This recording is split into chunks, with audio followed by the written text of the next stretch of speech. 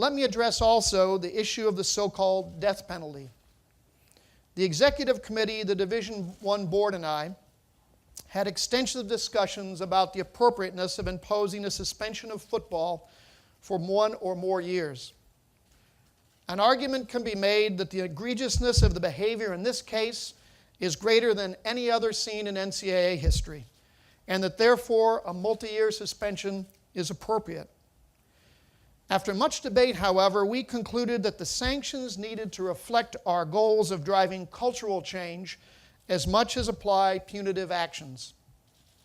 Suspension of the football program would bring with it significant unintended harm to many who had nothing to do with this case.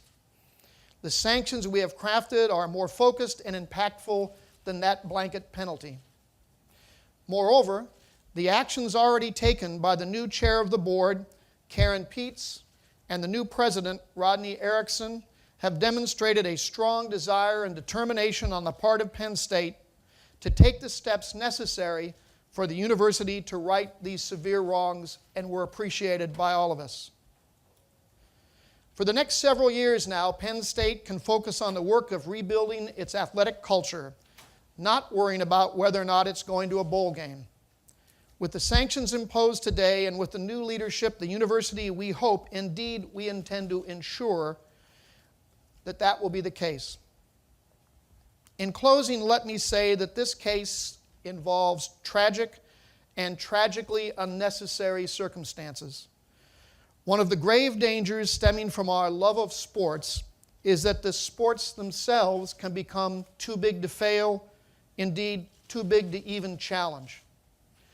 The result can be an erosion of academic values that are replaced by the value of hero worship and winning at all costs. All involved in intercollegiate athletics must be watchful that programs and individuals do not overwhelm the values of higher education. In the Penn State case, the results were perverse and unconscionable. No price the NCAA can levy will repair the grievous damage inflicted by Jerry Sandusky on his victims. However, we can make clear that the culture, actions, and inactions that allowed them to be victimized will not be tolerated in collegiate athletics.